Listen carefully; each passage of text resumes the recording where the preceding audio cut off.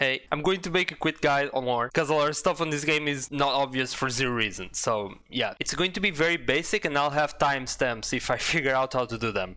Enjoy! The first of these champion releases is right around the corner, featuring everyone's favorite sad Moon Boy. So when you start the game, you probably want to play the tutorial. It's really good and there's no reason for you not to. You can do it later, and they're even adding some new ones for new mechanics. So if a fuse keeps removing all your things and he's the highest stat unit on the board, you can probably check the tutorial and still have no idea what he does. You'll get the rewards pre-log. You can finish that in like an hour, and after you do that you get region rewards. You can change what region you're leveling whenever you want.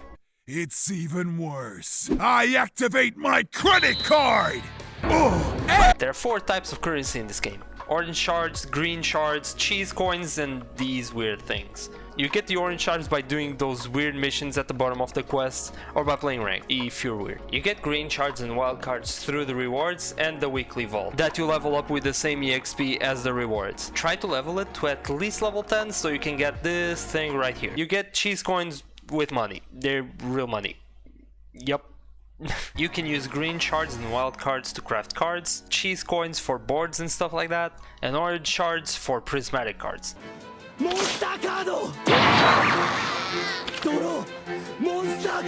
There are 4 types of cards: followers, spells, champions, and landmarks. Every card, besides champions, depending on how much they cost, can either be common, rare, or damn, I don't have epic wild cards, I guess I have to go surrender in expeditions. You get cards same way as wild cards, aka this or that, but you can also craft them using green cheese or these things. Use wild cards first before using green shards, because you can use green shards for other stuff. Also, don't be afraid of crafting stuff, because the more you play, the more stuff you have, so try to have fun. Will this turn I'll summon a larger and larger man, which will allow me later on to summon. There are 8 regions in this game, and Ionia, and we'll get another one in August of this year, meaning that we'll have 10 regions to build a deck with. In a single deck, you can have up to 2 regions at a time, with up to 6 champions. Try to build your own deck, or just copy one from these websites. Demacia plays units and combat tricks, aka spells that you use mostly in combat. Noxus deals a lot of damage to everything. Ionia says no. No. PNZ is filled with gimmicks and some kind of work.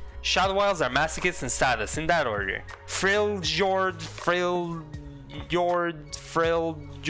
something plays the big boys and freezes stuff. Shurima summons the small boys, builds water steel stuff, and also plays the big boys, but fish. And Tyrant does everything. Right now there's 3 types of deck in this game: aggro, which tries to kill your opponent as fast as possible, control, that tries to survive for as long as possible, and mid-range, which kinda combines both. Reporting in!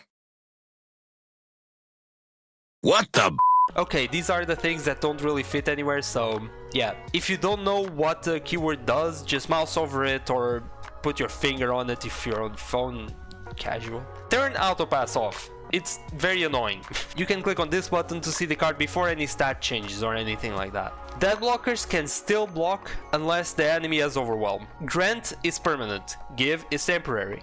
Copy doesn't retain any stats or cost changes, while exact copy does. Silence doesn't remove tags, but it does remove frostbite. Most effects activate from left to right. You can't directly order the cards in hand or on the board, but there's ways around it. Cards are narcissistic, so their text is in the first person, aka I've seen means that they need to be on the board, and you've seen they can be anywhere. When you first start the game, you get a 7-day login bonus, and in the end you get a whole deck, so yeah, get that.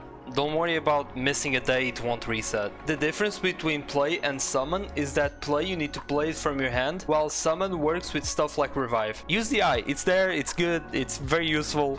You mouse over it and you can see how stuff will do if your enemy doesn't react. For a round to end, both players need to pass without playing a single card. So if you want to pass but you're afraid that your opponent will pass back, play a burst card or a card that you don't really care about and pass, so that you can have an action after he has an action. Some abilities are skills, others aren't. Skills have this weird ball thingy, they can be reacted to, and spell shield works on them. When you're about to attack, if you're afraid of something slow, attack right away. If it's something fast, you should develop first. The term units or allies refers to champions and followers. Don't delete the decks that you start off with, because their cover art is the level 2 art of each champion, and you can't do that, so they're kinda neat to have. And yeah, that's about it.